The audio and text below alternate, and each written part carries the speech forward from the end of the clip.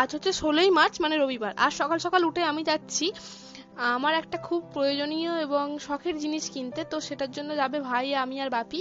এখন বাজে 10টা 40 মতন। আমি আর ভাই রেডি হয়ে গিয়েছি, আর বাপি করছে স্নান। মাঠ থেকে এসলো, জন্য দেরি হয়ে গেল একটু।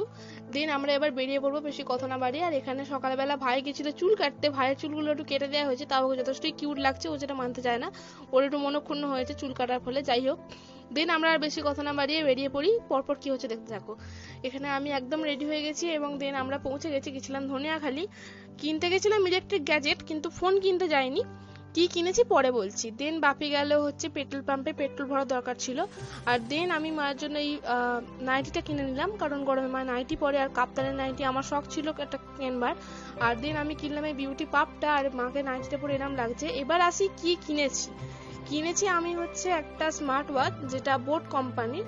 এইটা আমার টাকায় কেনা, নিজের শখ পূরণ করা প্রথম জিনিস। আমার টাকা বলতে স্কলারশিপের টাকা। তো যাই হোক, এখানে আমি ঘড়িটা কিনেছি। ঘড়িটার কালার হচ্ছে কিছুটা এরকম, এই পিত্তি কালার বলতে যেটা বোঝে সেরকম কালারে একটা নিয়েছি। তো যাই হোক, আর দেন এখানে ভাইয়ের পৈতে করিয়ে দেওয়া হলো নতুন, কারণ পৈতেটা 2 বছর প্রায় চেঞ্জই করেনি। দেন এখানে আমি ঘড়িটা নিয়ে নাড়াচাড়া করছিলাম। ঘড়িটার চার্জ খুব কম ছিল, দোকান থেকে কিনে এনে আমি নিজেই সবকিছু ঠিকঠাক করছিলাম। সো এখানে চার্জ দেওয়ার পর আমি দেখছি এখন ঘড়িটা কোথা থেকে কি করা যায়। এর মধ্যে বাইরে নজর যেতে দেখলাম যে মেঘ করেছে, বৃষ্টিও পড়ছিল অল্প অল্প।